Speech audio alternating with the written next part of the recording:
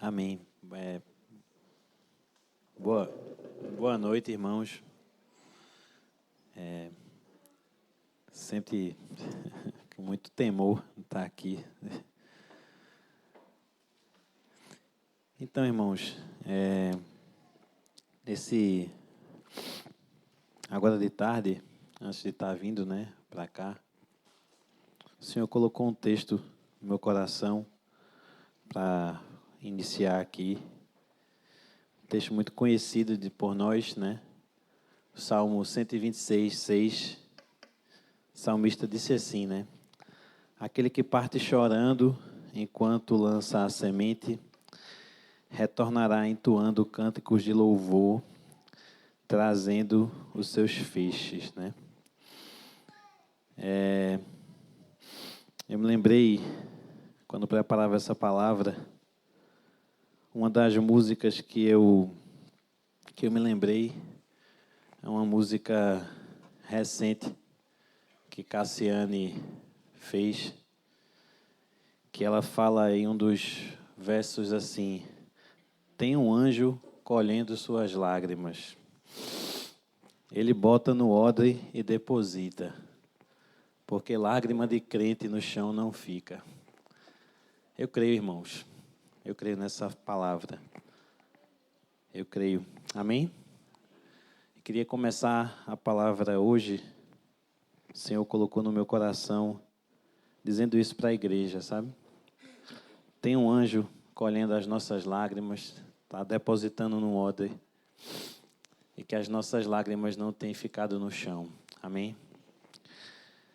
E se eu pudesse botar um título, irmãos, nessa palavra, eu queria, com muito respeito, muito temor também diante do Senhor, eu gostaria que o Senhor colocou no meu coração que essa palavra se chamasse a bênção das lágrimas.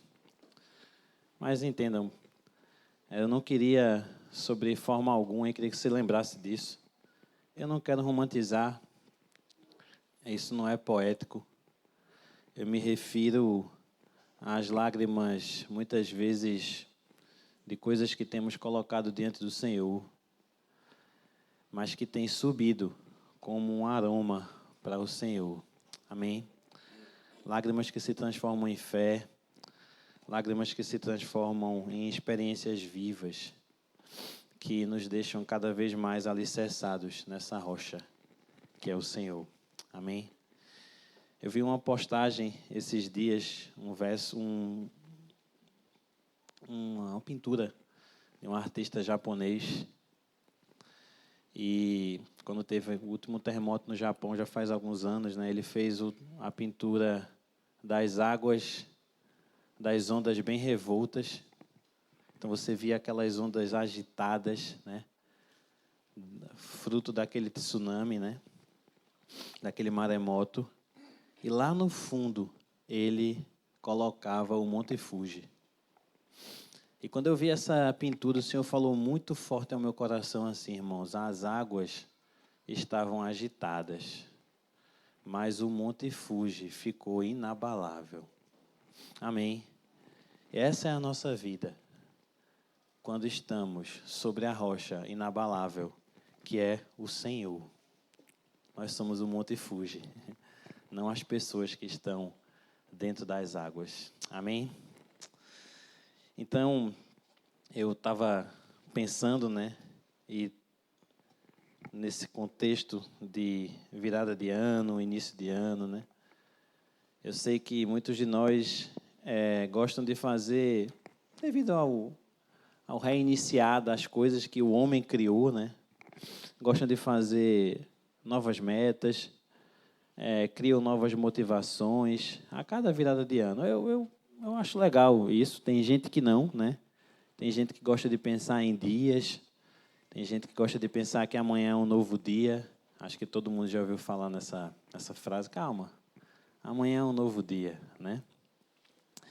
Tem outras pessoas que entendem que o calendário é algo corrido e que, na verdade, é a vida, Mas o fato é que, independente de contar o tempo ou não, existem novos ciclos e existem novas fases que nós vivemos, né?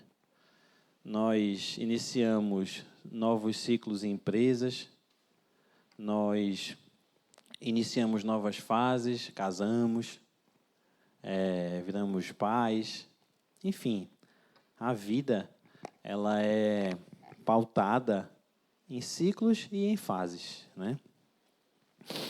E diante disso tudo, né? Diante dessas fases e ciclos, uma coisa é verdade. O que a gente não pode prever, a gente pode se precaver, mas prever não. É a má notícia. Os dias de tribulação, a gente não tem o poder de prever essas coisas. O Senhor sim, mas nós não. Só que se você parar para pensar, pelo mesmo raciocínio, né, também não podemos prever os dias de alegria, felicidade. Não temos como prever. Ou seja, o que nós não podemos prever é o dia de amanhã. Sobre o amanhã, a gente não sabe nada. Mas hoje, né? Hoje, não amanhã, hoje. Eu quero fazer uma pergunta à igreja, irmãos. Uma pergunta que Deus tem me feito nesses primeiros dias do ano. E eu queria repartir com vocês, né? O que Deus tem nos dito nos dias de turbulência, nos dias de adversidade, nos dias de confusão? Qual é o nosso chamado como corpo de Cristo diante do cenário que se encontra no mundo, diante do cenário que envolve o mundo? Então a gente pode pensar essa pergunta, e é minha sugestão, Deus tem colocado isso na minha cabeça, eu reparto com vocês. A gente pode pensar essa pergunta, né? O que Deus está nos dizendo nos dias de turbulência, de confusão, de adversidade? Qual é o nosso chamado como corpo de Cristo diante da crescente situação que envolve o mundo, essa escuridão, essas trevas que a gente vê se aflorando por aí afora? A gente pode pensar nessa pergunta por meio de 3, vamos dizer assim, esferas, né? A gente pode pensar na esfera pessoal, Rafa. A gente pode pensar na esfera familiar, aqueles que estão mais próximos conosco, né? Pode pensar como nação, como Brasil, e pode pensar como um mundo. Isso é que Deus tem me dito, né? Tem me colocado a pensar sobre isso nessas 4 esferas. E é claro que nós precisamos ler, né, e meditar o que a Bíblia nos fala a respeito das situações de adversidade, a respeito das situações de trevas. O que a Bíblia nos fala a respeito dos dias de tribulação? É muita coisa, viu? É muita coisa, irmãos. Mas eu queria trazer 2 exemplos hoje. E sobre esses 2 exemplos eu queria que a gente meditasse hoje. Eu chamei esse primeiro exemplo das lágrimas de Ana. Ana, a mãe de Samuel, esposa de Elcana. Samuel, para aqueles que ainda não conhecem, foi o profeta que ungiu Davi, né? Muito usado na história de Israel. E Ana foi a sua mãe. E a palavra é muito rara. A palavra é muito, assim, nos abençoa muito quando lemos a história de Ana, né? A palavra, naquela época, né? A palavra do Senhor vivia um momento difícil, ela era rara, né? O sacerdócio, né? O sacerdote Eli estava com seríssimos problemas. E toda uma geração havia perdido a percepção de Deus. Mas foi nesse tempo, irmãos, que uma mulher estéril, Ana era estéril, se sobressaiu. Ela é uma figura profética do que Deus estava fazendo profeticamente na igreja ao redor da terra. Se a gente observar, não sei, só estou constatando, Deus sempre dá à luz a gerações de transição através de ventres estéreis. Ele fez isso através de Sara com o nascimento de Isaque, através de Raquel com o nascimento de José, através da mãe de Sansão, através de Isabel com o nascimento de João Batista. E no tempo de Ana, vemos Israel diante de uma necessidade desesperada por mudança, irmãos. É então que uma mulher entra em cena, Ana. Ao longo de anos, Ana se recusou a lidar com a esterilidade. Ela desfrutava dos benefícios de ser amada por seu marido. A palavra fala que é Elcana, o marido de Ana. Era um bom marido. Ela se beneficiava pelo fato de ter uma vida boa, de ser uma boa esposa. Mas, com o tempo, isso deixou de ser suficiente para satisfazer o seu coração. Então, passou a haver uma pessoa em sua vida cuja simples existência e capacidade de gerar filhos machucava profundamente Ana. Nessa história, é a outra esposa de Elcana, que se chamava Penina. E aí, só fazendo um parêntese aqui, irmãos, né? Deixando isso claro, né? Naquela época, a cultura era aceito a poligamia, mas não foi o que Deus estabeleceu, né? A Bíblia estabelece a monogamia, ou seja, homem casado com uma só mulher. Gênesis 2, 18 ao 25 fala isso. Jesus estabeleceu no Novo Testamento, no texto de Mateus 19, Paulo fala sobre isso em 1 Coríntios 7, Paulo fala sobre isso em Timóteo, quando vai estabelecer ali os bispos e os diáconos, tá? Mas culturalmente, por um tempo, era permitido, devido a um fator histórico. Você pode dar um Google depois e ver o motivo, tá? Mas não é sobre isso, essa lei que nós vivemos, sobre essa doutrina, tá? Vivemos sobre a doutrina de Cristo, suas palavras, em Mateus 19. Só para fechar esse parêntese, não ficar nenhuma dúvida aqui entre nós. Mas a outra esposa na história, Penina, de Elcana, começou a provocar Ana excessivamente, irmãos, né? Lá em 1 Samuel 1:6, a palavra fala que a fim de aborrecê-la, Penina, a fim de aborrecê-la, começou a provocá-la. Não sabemos exatamente como ela a provocava, não tem esse relato, mas eu não tenho dúvida de que houve muitas conversas cruéis e dolorosas entre elas. Penina insultava Ana, conjecturando, dizendo: olhe para a minha vida e olhe para a sua. Sou capaz de dar filhos ao nosso marido, você não é capaz. Então, a hostil provocação verbal de Penina parece ter continuado por algum tempo e feriu a alma de Ana. 2 vezes a gente lê na história, 1 Samuel 1, de 5 ao 6, fala que o Senhor havia deixado Ana estéril. O Senhor havia deixado Ana estéril. Até que um certo dia, lá em 1 Samuel 1, a partir do 9, a gente vai ler até o 15, está escrito assim, né? Está escrito assim: então Ana se levantou, depois que comeram e beberam em Siló, e Eli, sacerdote, estava assentado numa cadeira, junto a um pilar do templo do Senhor. Ela, pois, com amargura de alma, orou ao Senhor e chorou abundantemente. E fez um voto, dizendo: Senhor dos exércitos, se benignamente atentares para a aflição da tua serva, e de mim te lembrares, e da tua serva não te esqueceres, mas a tua serva deres um filho, ao Senhor o darei todos os dias da sua vida, e sobre a sua cabeça não passará navalha.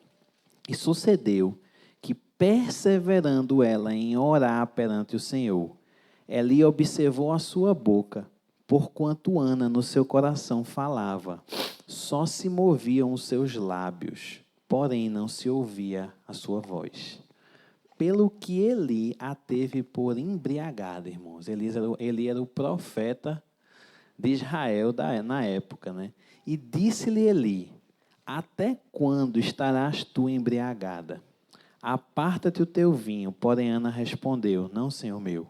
Eu sou uma mulher atribulada de espírito. Nem vinho, nem bebida forte tenho bebido.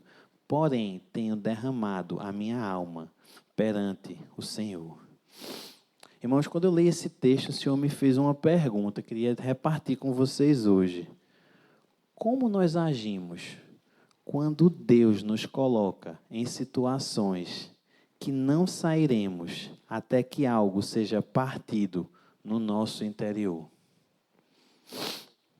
Deus muitas vezes permite pressões externas para gerar orações internas. Essa oração que Ana fez era fruto de uma pressão externa que gerou uma transformação interna. Ana foi movida a fazer, para mim, uma das orações mais marcantes que temos registro. Vemos 3 coisas importantes nesses versículos. Ana orou com amargura de alma. Ana orou. E a palavra fala que ela chorava abundantemente, angustiada pelo contexto que ela vivia. Por anos, Ana havia fugido da vergonha, da humilhação e da dor ligada à esterilidade. Mas nesta oração, ela parou de fugir, irmãos, e se abriu totalmente para que Deus a visse. E nessa condição, tudo o que ela podia fazer era derramar seu coração diante do Senhor, a sua angústia, a sua amargura. O Senhor me pergunta, irmãos, o Senhor tem me perguntado, será, né? Será que eu não conheço o íntimo do teu ser, as tuas dores e as tuas tribulações? Certamente eu conheço, Rafa. Certamente Ele conhece as nossas dores, as nossas tribulações, as nossas aflições. Mas Ele espera, irmãos, que o nosso interior seja derramado diante dEle com lágrimas. Não lágrimas de emoções, não sentimentos, como eu tinha dito, mas lágrimas que sabem que só nele existe resolução para todas as situações. Lágrimas que se humilham, lágrimas que reconhecem a majestade do Senhor diante de todas as situações. É por isso que lá em 2 Crônicas 7,14, o Senhor disse: se o meu povo, que se chama pelo meu nome, se humilhar, orar e buscar a minha face e se converter dos seus maus caminhos, então eu ouvirei dos céus e perdoarei os seus pecados e sararei a sua terra. Existe uma graça, irmãos, uma graça especial naquela oração feita com lágrimas, com aquela oração da angústia, aquela oração no dia da tribulação. Eu creio que o Senhor se compadece, olha, e certamente envia anjos para enxugá-la. Amém? Para mim, um dos versículos assim mais tristes da Bíblia, um parêntese importante, é o versículo 13 de 1 Samuel, né? Pois o sumo sacerdote Eli não era mais capaz de sequer reconhecer o espírito de oração. Para Eli, aquela mulher em desespero, clamando a Deus com lágrimas, numa oração silenciosa, parecia uma mulher embriagada. A liderança espiritual daquele tempo havia perdido completamente o discernimento e não sabia mais discernir a verdadeira oração. Outra coisa que me salta aos olhos nesta oração é que ela era feita de uma forma silenciosa. Não é uma doutrina isso, mas ela orava em silêncio, seus lábios se moviam, mas não se ouvia a sua voz. aquela que possivelmente para mim, para Rafa, foi uma das maiores orações já feitas, não foi vocalizada. O que significa que quando o coração estava gritando, o céu se moveu, irmãos. O coração de Ana estava gritando, o céu se moveu. Mas eu queria chamar uma atenção ao que Deus me chamou da atitude de Eli. Que não sejamos assim, irmãos. Que não sejamos assim. Que não sejamos assim aqueles que impedem, aqueles que não conseguem discernir as orações, aqueles que não conseguem discernir os corações quebrantados. Não sejamos assim nas nossas casas, não sejamos assim nas nossas rodas de amigos, que não sejamos assim entre a igreja, mas que sejamos incentivadores, profetas, boca de Deus, para encaminhar uns aos outros a verdadeira comunhão com Deus. Amém? Essa é a história de Ana. Uma outra história que eu queria lembrar, a chamada As Lágrimas de Maria. Essa Maria, irmã de Marta e Lázaro, tá? São tantas Marias, né? São as lágrimas de Maria. Se fossem as lágrimas da minha Maria, são lágrimas de muitos contextos. São vários motivos de lágrimas. De Manu, então, meu Deus, Manu já nasceu chorando. A primeira noite, eu não me esqueço nunca, Manu passou a noite todinha. Já estava mostrando como é que seriam os seus dias e as suas noites enquanto ela não falasse. Eu falava para a Raquel assim, Raquel, não consigo dormir 10 minutos com essa menina. Só que aí vai ficando mais velho e vai aumentando, né, pessoal? Então, hoje em dia, é que não dá para dormir mesmo. Mas, glória a Deus. Estou aprendendo isso.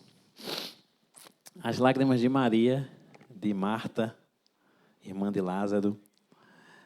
A história de Lázaro, irmãos, é que foram 4 dias de atraso, né? Jesus chegou 4 dias depois. Isso foi o quanto Jesus demorou para chegar lá. Suas queridas amigas, Maria e Marta, haviam mandado uma carta para ele, dizendo que o seu irmão Lázaro estava doente. Elas sabiam que Jesus havia recebido a carta. E elas sabiam que ele havia lido a carta. Sabia disso. E sabia que ele as amava profundamente. Elas eram amigas tão queridas de Jesus. Mas o pensamento que as afligiu por 4 dias, eu penso isso, talvez tenha sido: por que ele não veio quando soube da notícia? Não. Você manda uma carta para o homem, né? Você sabe que o homem é poderoso. Aí passa o primeiro dia, ele não vem. Aí passa o segundo dia, ele não vem. Passa o terceiro dia, ele não vem. Você vai chegar no quarto e pensa assim, por que ele não veio quando ele soube da notícia? Humanamente, como todas eram ali e como somos, certamente, eu acho, tenho certeza, vou cravar essa, tá? Se eu, por favor, se não for assim, me perdoa, tá? Que elas pensaram isso. E o que teria levado Jesus a não vir imediatamente ajudar as suas amigas? Maria e Marta provavelmente estavam pensando, porque ele simplesmente não se translada para Betânia, onde elas estavam, impõe suas mãos sobre Lázaro, que estava morto, e aí poderíamos estar, ou que estava doente, né? Não tinha morrido ainda, e aí poderíamos estar celebrando um milagre que ele já operou tantas vezes em favor de tantas pessoas, tantas curas Jesus fez. Está escrito que não dá para escrever, não dá para colocar no livro todos os milagres e curas que Jesus fez. Era só mais um, irmãos. Se Jesus fez isso por estranhos, né? Certamente ele o faria por nós, seus amigos íntimos. Talvez elas tivessem pensado assim. Essa parte da história nos faz uma pergunta. O que fazemos quando Jesus ouve nossos mais profundos gemidos, dores e orações, mas não os responde imediatamente? O que a gente faz? Qual é a nossa atitude? Deus tem me perguntado isso. Qual a sua atitude diante desse contexto? Quando Deus não responde às nossas orações, às nossas dores, aos nossos pedidos, imediatamente. Temos clamado a Deus por algo, temos pedido, e Ele parece não se movimentar. Aí eu vou fazer uma observação. Ele parece não se movimentar de acordo com o nosso calendário. Mas será que Ele não está se movimentando? Não está de acordo com o nosso calendário. Como diz naquela música, né? Jesus, plano melhor, né? Nunca chega atrasado. Acho engraçado que a irmã fala assim, mas adiantado também ele não chega, viu, irmãos? Sua hora é perfeita, não é verdade? Então, quando você lê a história ali em João 11, né? Assim que Jesus recebe a carta delas, dizendo que Lázaro estava doente, ele fez uma declaração bem definitiva. Jesus crava. Jesus cravou o que ia acontecer, né? João 11, de 1 a 4, diz, João 11, do 1 ao 4, Jesus fala assim, estava, porém, enfermo um certo Lázaro de Betânia, aldeia de Maria e de sua irmã Marta. E Maria era aquela que tinha ungido o Senhor com unguento. Ele tinha enxugado os pés com os seus cabelos, do vaso de alabastro também, né? Cujo irmão Lázaro estava enfermo. Mandaram-lhe, pois, suas irmãs dizer, Senhor, eis que está enfermo aquele que tu amas. E Jesus, ouvindo isto, disse, esta enfermidade não é para a morte, mas para a glória de Deus, para que o Filho de Deus seja glorificado. Jesus foi definitivo sobre o que ia acontecer. Esta enfermidade não é para a morte, mas para a glória de Deus, para que o Filho de Deus seja glorificado por ela. Jesus sabia o que iria fazer desde o início, mas por quê que ele permitiu que o processo de morte seguisse e que a dor atingisse seus amigos? Por quê? Isso me leva a pensar que deve ser algo útil para Deus, que deve haver algo útil para Deus no processo e não necessariamente no fim que esperamos. Obrigado, Fabiano. O processo glorifica o Senhor, irmãos. Porque Jesus deixou seus amigos esperando angustiados? Haveria um segredo na espera que produziria algo necessário em suas almas? Uma pergunta. Afinal, Jesus não fez isso a um fariseu, né? A um estranho. Ele fez isso com os seus amados amigos. Eu estou convencido de que muitos de nós no corpo de Cristo estamos ou estivemos no lugar de Marta. Talvez a gente não esteja passando, irmãos, ou talvez estejamos passando uma grande tribulação, uma grande angústia. Mas todos nós temos pedidos diante do Senhor que esperamos. Todos nós temos. Então, certamente, se pensarmos um pouco, estamos na situação de Marta e Maria, dizendo, Senhor, já faz 4 dias. Clamamos a Deus para salvar um membro da família que está doente, para nos salvar, para salvar um casamento, ou para salvar a nossa vida financeira, ou etc. Mas não temos visto o resgate imediato do Senhor. Como lidamos com isso? Como conciliamos? Pergunta com muito amor, irmãos, mas muito humana. Afinal de contas, é o que somos. Mas o Senhor nos ama. Quando nos arrependemos e vivemos diante da sua obra, o Senhor cuida de nós, irmãos. Mas como conciliamos a imagem de um Deus bom, compassivo e poderoso com a de um Deus que permite que uma pessoa amada viva essas coisas? A gente precisa ir mais profundo. Vamos entrar um pouco mais para compreender melhor. Neste período de 4 dias, até Jesus chegar, após a morte de Lázaro, nós vemos 2 tipos de respostas surgirem. Uma de Marta e a outra de Maria. Eu creio que a maioria dos discípulos reagiriam de uma dessas 2 formas. Podem ter exceções, mas são poucas, eu creio. Acho que esses 2 englobam a maioria das atitudes. Entretanto, é necessário a gente responder a essa pergunta. Permitiremos que o atraso, entre aspas, de Jesus nos afete ou não? Permitiremos que o atraso de Jesus nos afete ou não? Vamos olhar na ótica de Marta, né? Lá em João 11, do 20 ao 25, fala do que Marta fez quando Jesus chegou. Fala assim: ouvindo, pois, Marta que Jesus vinha, saiu-lhe ao encontro. Maria, porém, ficou sentada em casa. Disse, pois, Marta a Jesus: Senhor, se tu estivesse aqui, meu irmão não teria morrido.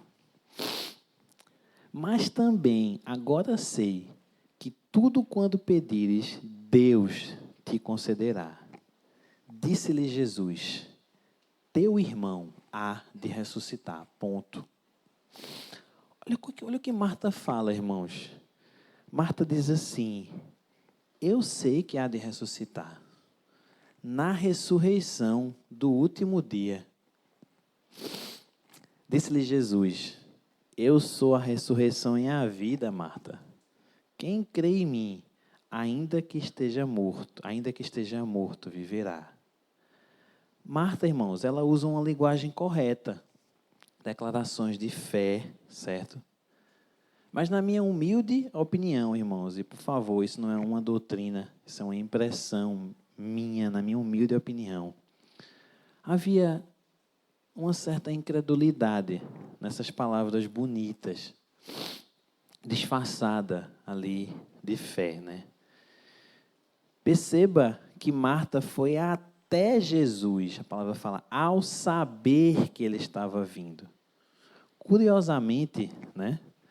Marta ainda não tinha aprendido a sentar-se aos pés de Jesus para ouvir suas palavras. Marta ainda não tinha aprendido a deixar o turbilhão de distrações. Ainda não tinha aprendido a ministrar o Senhor, de modo que quando as grandes crises de sua vida viessem, ela não sabia como sair delas e sentar-se diante de Deus. Se você voltar um pouco, né, na linha do tempo, né, da vida delas ali, lá em Lucas 10, conta uma história engraçada, né, de Maria e Marta, que para quem gosta de Minha Vida é uma Viagem, né, já escutou essa música várias vezes. Quem está certa é a Maria, que tem tempo para mim. Não foi isso na música que diz, né? Aí você só vê, coitada de Marta, né, rapaz? E Maria, ela acha ótimo, né? Porque Maria sempre está, né? Sempre está bem. Ela fala, eu sou Maria, né, pai? Eu falei, você é Maria. Coitada de Marta, né? Na música lá, Marta, Maria, venha cá, sua preguiçosa, né? Mas essa era Marta, irmãos, né? Lá em Lucas 10, descreve o cenário para nós, né? Um pouco antes de Lázaro morrer. Marta estava na cozinha trabalhando, atendendo ali com diligência, né, as necessidades dos convidados, enquanto Maria estava rendida com as palavras de Jesus. Parece que Maria gostava de ficar sentada, né, irmãos? A palavra fala lá. Enquanto Maria estava rendida com as palavras de Jesus, Marta ficou distraída com a quantidade de serviço e perdeu completamente aquele momento. E a palavra fala que ela ficou irritada com a preguiça de Maria. Lucas 10:40 fala assim, né? Marta, porém, andava distraída em muitos serviços e, aproximando-se, disse, Senhor, ela fala para Jesus, irmãos, Senhor, não se te dá que a minha irmã me deixe servir só? Como se ela estivesse dizendo assim, eles eram amigos, né? Senhor, tu não te incomoda que a minha irmã está deixando eu servir sozinha? Diz-lhe que me ajude, diz para ela aí, por favor, para me ajudar, porque está complicado para mim aqui, irmãos. Jesus, né? Irmãos não, Jesus. E ela é como se ela tentasse meio que dizer assim, Senhor, tem empatia aí por mim. Se fosse no mundo atual, né, nessa linguagem da internet, diz, Senhor, pede para ela ter empatia por mim, porque ela está me deixando trabalhar sozinha. Jesus amorosamente disse a Marta naquele momento que ela estava preocupada e atribulada por muitas coisas. Jesus diz assim, mais uma só é necessária. Mais uma só é necessária. E continua Jesus dizendo, em Lucas 10, 42, e Maria escolheu a boa parte, e esta não lhe será tirada. Se Marta não conseguia se livrar do turbilhão em sua mente, irmãos, quando estava dando errado em sua vida, se ela não conseguia se livrar do turbilhão da sua mente, quando estava tudo dando certo, estava tudo normal nessa história de Lucas 10. Jesus estava lá, seu amigo, ele estava falando, e ela estava agoniada, ela estava agitada. Era lícito o que ela estava fazendo? Era lícito, irmãos. Mas o mestre disse a ela, mais uma só é necessária. Tu está atribulada, tu está pensando em muitas coisas, mas uma só é necessária. E se ele fala que Maria, que estava aos pés, ouvindo o que o mestre estava falando, escolheu a boa parte, Jesus estava dizendo o que Marta tinha que fazer. Claramente o que Marta tinha que fazer naquele momento.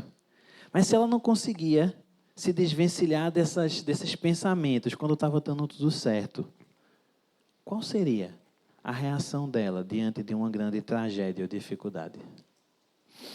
O que ela faria quando não compreendesse o que estava acontecendo?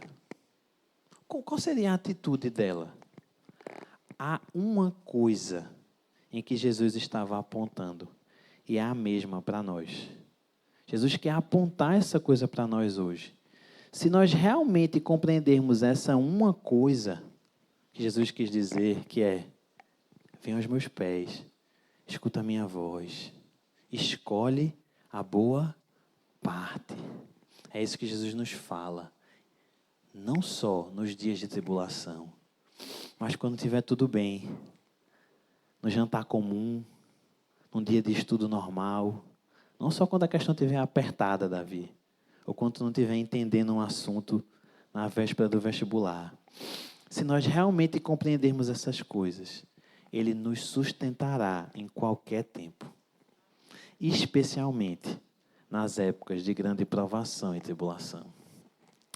Irmãos, eu me lembrei, das palavras de Jeremias a Israel. Eita, meu Deus, que texto! Esse texto entrou como uma flecha assim no meu coração, irmãos. E disse, Senhor, misericórdia, Senhor, misericórdia. Jeremias disse assim, se te cansas correndo com homens que vão a pé, como poderás competir com cavalos, irmãos? Irmãos, se quando estamos bem, eu falo isso com tanto temor, irmãos, eu tenho que crescer tanto nisso, irmãos. Sou um aprendiz nisso. Se quando estamos bem, quando está tudo normal, estamos nos cansando, não estamos aos pés, escolhendo a boa parte, como poderemos competir, irmãos, no dia em que os adversários forem cavalos?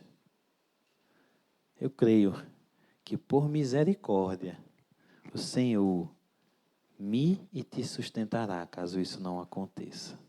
Você tem o Senhor, você tem a igreja, a palavra, o Espírito Santo e todas as ferramentas. Mas o Senhor te chama hoje para escolher essa uma coisa só, que é estar aos pés de Cristo. Com lágrimas também, porque Ele nos emociona. Viver com Jesus é uma grande emoção, mas não de sentimentos, mas uma emoção porque toda vez que conhecemos uma parte nova dele, é emocionante. Então Jesus amorosamente diz a Marta naquele momento, que ela estava preocupada e atribulada, e diz: não fique ansiosa com essas coisas, porque uma só é necessária. Amém? Se Marta não conseguia se livrar do turbilhão em sua mente quando nada estava errado, qual seria a reação dela diante das dificuldades? O Senhor nos faz essa pergunta hoje. E você vê, né, que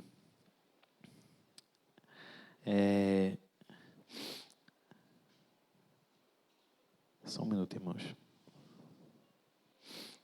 Você vê que até a postura de Marta, né? Marta fala para Jesus assim, Jesus fala para Marta assim, teu irmão há de ressuscitar, né? E aí Marta diz assim, eu sei que há de ressuscitar. Na ressurreição do último dia. Irmãos, trazendo aqui, eu estava pensando sobre essa fala de Marta. É como se você estivesse ali com... Você está sem limite no cartão, sabe? Você está sem limite no cartão. E você precisa comprar um remédio, irmão. Sei lá, um leite. Aí Jesus chega assim, aí Jesus fala assim, teu cartão vai virar. Aí ela olhou para Jesus e falou, eu sei, Jesus, que vai virar. Obrigado, Beca. Eu sei que vai virar, Senhor. No dia 30, meu cartão vira. Mas hoje é dia 15. Veja, irmãos, ela conhecia das finanças dela, né? Ela conhecia da palavra, mas ela fala, no último dia.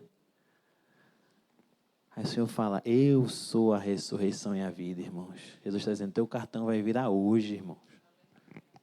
Vai acontecer o que aconteceu comigo. Fui ontem comprar no iFood.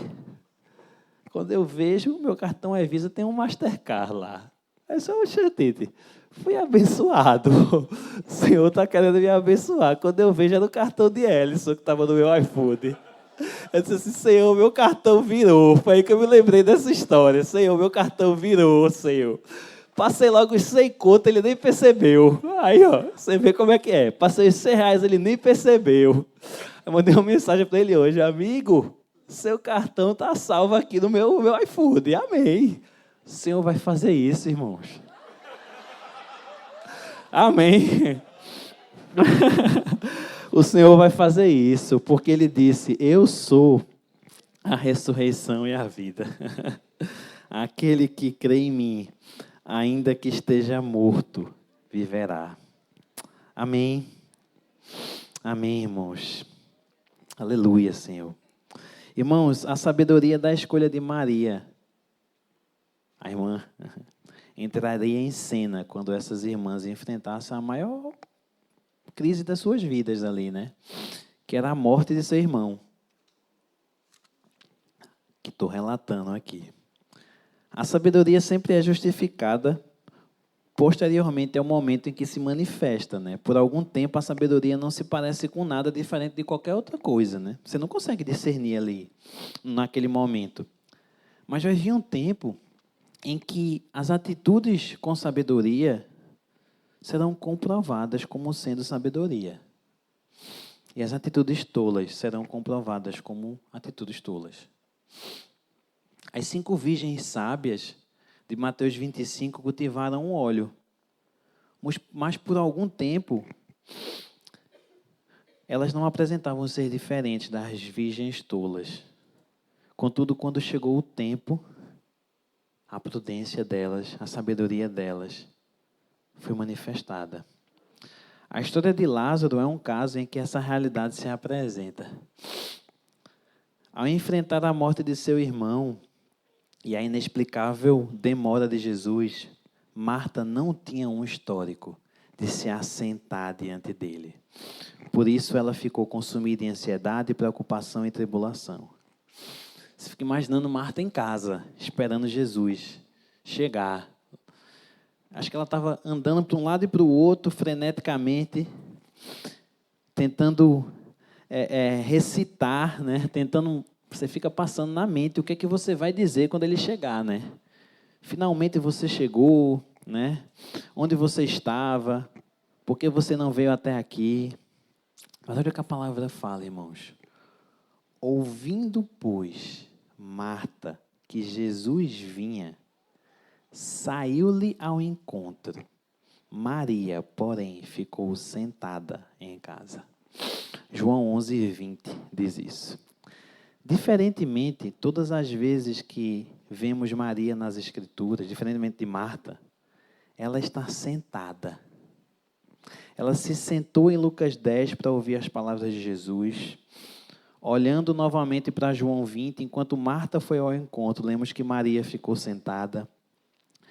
Então, Maria estava sentada em Lucas 10, Maria estava sentada em João 11, e estava sentada aos pés de Jesus, ungindo com um óleo de alabastro, lá em Marcos 14. É a mesma Maria. Seu ato de se sentar é a figura de uma vida rendida a Deus. Eu creio, Rafa, que essa postura é a que o Senhor deseja enfatizar nesses dias. Há muito mais envolvido nesse ato de se sentar do que nós compreendemos, irmãos. Marta estava cheia de ansiedade, estava frenética ali, frustrada, talvez com raiva. Ela corre para o consultório médico, né? Que era para Jesus, querendo resolver os problemas ali que estavam acontecendo. Mas Maria não. Maria permanece na sala de espera do consultório. Maria correu para dentro ali do consultório. Marta correu para dentro do consultório. Maria permanece na sala de espera para entrar no consultório. E essa é a diferença entre as duas respostas, entre as duas atitudes. Marta veio a Jesus e disse, João 11:21 diz, se estivesse aqui, meu irmão não teria morrido. Esta é a frase-chave. De fato, é a mesma frase que Maria dirá a Jesus. 11 versículos depois. É a mesma coisa. Mas o lugar de onde Maria orava, esta afirmação, era absolutamente diferente do lugar de onde sua irmã havia orado. Ela pediu que Jesus pedisse a Deus, o que significa que ela não via Jesus ali como verdadeiramente ele era. A resposta de Jesus a ela será um chamado de fé, como eu já falei. Momentos antes de Lázaro seguir dos mortos, ela diz que ele cheira mal e que já está morto há 4 dias. Por essa razão, creio que sua grande oração estava acobertada de uma grande incredulidade, irmãos, né? Como eu já disse, ela fala para Jesus, Jesus responde, teu irmão ressuscitará? E ela responde, sim, no último dia, na ressurreição dos mortos. Então você vê que a teologia de Marta estava correta, ela tinha um entendimento sobre a ressurreição dos mortos, e muito bom que ela estivesse olhando para o futuro, quando todos os justos levantarão dos seus túmulos, mas Jesus estava buscando trazê-la para um lugar onde ela exercesse a sua fé, onde ela cooperasse com ele na ressurreição de seu irmão. É por isso que Jesus responde para ela, é verdade, Marta? É verdade, Jesus vai negar isso, mas ele fala, eu sou a ressurreição e a vida, no versículo 25. A ressurreição não virá no futuro, a ressurreição não virá num dia futuro, meus irmãos. A ressurreição é uma pessoa, é Jesus, e ela está bem diante de nós. Ele busca uma fé que atrai a realidade do futuro para hoje. Essa fé que ele espera de nós. Jesus é a ressurreição e a vida. Não importa a situação que estejamos vivendo, pode ser uma situação de morte, não a física, né?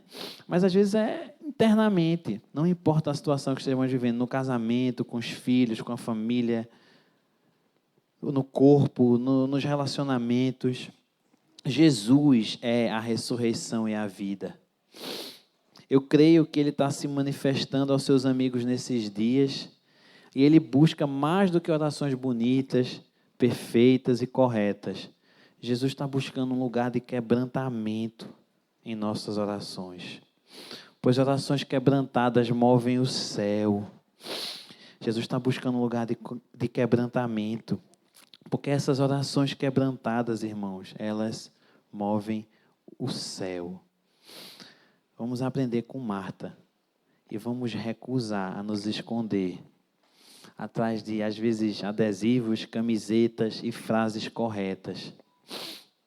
E permitamos que a demora de Deus toque a nossa vida e a corte em nossa carne. E então deixemos que Ele produza um clamor que nunca experimentamos antes. Se não nos permitirmos ser tocados, podemos ter bons momentos de oração, podemos crescer em teologia e ainda assim vivermos distante dEle. Mas isso não move os céus, irmãos. Jesus deseja algo mais profundo. Jesus busca comunhão, relacionamento, amizade, olho no olho, uma vida verdadeira, cheia de fé. Marta ainda não entendia isso. E a gente lê que após ter dito aquilo, ela se retirou e chamando sua irmã Maria em particular, lhe disse, veja o que ela fala para Maria: o mestre está aqui e te chama. E Maria estava onde? Sentada. Então, fica claro que ela vai lá e diz assim, ó, se o mestre está aqui te chamando, é porque o mestre mandou chamar Maria. Eu absolutamente, amo essa última linha do versículo 28, irmãos, de João 11. O mestre está aqui e te chama. Porque creio que Jesus está chamando Marias por toda a terra, que sairão da sala da intimidade, que sairão da sala de espera do consultório, aquela sala de oração, de comunhão, e lutarão em meio à confusão para cooperarem com Ele, para que o poder da ressurreição seja liberado em todas as situações, nas famílias, nas cidades, nas nações. Ele deseja que nós sejamos seus parceiros para liberar um avivamento na terra. Mas que a gente só sai, irmãos, quando chegar a mensagem de o Mestre está aqui e te chama. Que a gente não seja apressado, nem lento demais também, Mas que a gente tenha a voz clara do Senhor e só se mova cada passo, cada passada, se o Senhor disser, vá. Então, será que a gente consegue perceber a diferença entre Marta ter corrido até Jesus e Maria ter esperado ser chamada? Mais uma vez, só me vem na cabeça uma sala de espera em um consultório. Maria foi chamada, mas Marta entrou apressadamente. Marta foi ver Jesus quando ouviu que ele estava vindo, mas Maria foi ver Jesus somente após ter sido chamada por ele. E quando Maria chegou a ele, em João 11:32, ela diz, a palavra fala, lançou-se aos seus pés e disse, Senhor, se estivesse aqui, meu irmão não teria morrido. Irmãos, nós podemos, irmãos, ser sinceros aos pés do Senhor. Maria disse a mesma coisa que Marta. A diferença é que ela foi quando o Senhor mandou, com submissão, com oração, com entrega. Amém? O que Maria falou, Você sabia que essa foi a única fala atribuída a essa Maria nas Escrituras? Maria basicamente repetiu o que Marta havia dito. A gente viu 3 situações aqui de Maria, João 11, Lucas 10, Marcos 14, do vaso de alabastro. E ela repetiu a mesma coisa que Marta havia dito. Mas quando Maria o disse, ela estava caída aos pés de Jesus. Estava chorando. O que testemunhamos nos versículos 21 e 32 é o modo como 2 pessoas oram exatamente a mesma oração, mas a partir de posturas totalmente diferentes, tanto fisicamente quanto de coração. Em muitos momentos da vida, irmãos, em muitas situações, contextos, eu fui Marta. Em muitos. Eu já ouvi de tanta gente que eu preciso esperar tempo, preciso esperar as coisas se assentarem. Eu fui Marta tantas vezes, irmãos. Mas o Senhor esse ano tem me dito assim, que tu seja como Maria, Rafa. Que tu seja como Ana, que sofreu, ouviu, sofreu dano e orou. E como Maria, que no meio da tribulação não sai apressadamente, freneticamente, mas continua escolhendo a melhor parte, mas até lá, nos dias de paz, nos dias que parecem estar tudo bem, que tu esteja aos meus pés, para que quando chegar o dia de tu correr com os cavalos, tu não esteja cansado, mas esteja fortalecido no Senhor e na força do seu poder. Para que possamos resistir no dia mau. Paulo disse que devemos tomar toda a armadura de Deus. Não é vestir a armadura de Deus no meio da batalha. É já estar revestido dela para resistir ao dia mau, é o que Paulo fala. Amém? E ali no consultório, né, irmãos, no nosso quarto de guerra, o consultório é o nosso quarto de guerra. É o nosso quarto de oração, é aquela salinha, né, Ju? Nós vamos mover o céu. Não apenas nos dias de tribulação. Não se levanta e sai para correr uma maratona. Eu não posso decidir que eu vou correr uma maratona amanhã e decidir que, então eu vou me levantar amanhã e vou correr 42 quilômetros. Se levanta para treinar, treinar e treinar todos os dias, para que você esteja preparado no dia que chegar a maratona. Que os dias de treino,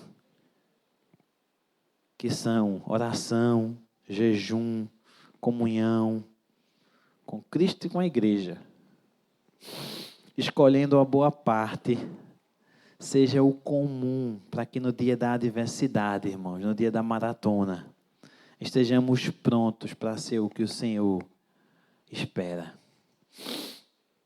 O Senhor falou muito forte no meu coração, assim, que os dias de treino, oração, jejum e comunhão, irmãos, com a igreja. Irmãos, precisamos crescer nisso. A nossa semana, juntos com a igreja, com os irmãos, dividindo o tempo, dividindo as nossas dificuldades, dividindo as coisas boas. Amém? Vocês que são adolescentes, jovens, vocês precisam estar em comunhão com a igreja, não é com os amigos da escola, porque isso é treino para quando chegar o dia da maratona, que é o dia da tribulação, vocês estarem revestidos da armadura do Senhor. Amém? Em tempos difíceis, irmãos, na adversidade, existe a postura que devemos tomar. Existe uma postura que devemos tomar. O Senhor me lembrou hoje e me tocou, né? Para agirmos como Maria e Ana, orando, clamando, esperando. Deixando claro, irmãos, que com a atitude de Maria, né? Eu não estou chamando a igreja para passividade diante das situações. Pelo contrário, eu estou convocando a igreja para a proatividade, mas uma proatividade com os joelhos no chão. Apenas se movendo, se o Senhor dos Exércitos liberar a palavra. Amém? Eu queria terminar com uma música que... Porque uma música que eu creio, né, que fala sobre tempos de guerra, tempos de adversidade. Mas eu creio que as tribulações, irmãos, elas não são só físicas, né? Elas são também espirituais. E nós precisamos lutar também no mundo espiritual para vencer as tribulações, né? Então eu queria que a gente orasse ao Senhor um tempo, ouvindo essa música. Querida irmã, o pessoal que me conhece sabe que eu adoro ela, no sentido carinhoso da palavra. Nossa querida irmã Ludmila fez uma música tão preciosa. Disse que em tempos de guerra a gente nunca pare de lutar, né? E fala algumas coisas que devemos fazer no meio desse tempo, como devemos agir. Mas o Senhor nos lembra que precisamos estar preparados para essa guerra. Porque se temos cansado, caminhando com homens, imagine quando estivermos caminhando com cavalos. E eu não falo isso, irmãos, com nenhuma acusação, pelo contrário, eu falo isso porque eu sei que existe um clamor no coração de Deus, dizendo assim: vem, eu quero comunhão com vocês, vocês precisam dessa comunhão, vocês precisam estar nesse lugar, porque é o lugar que nos faz resistir no dia mau. Amém?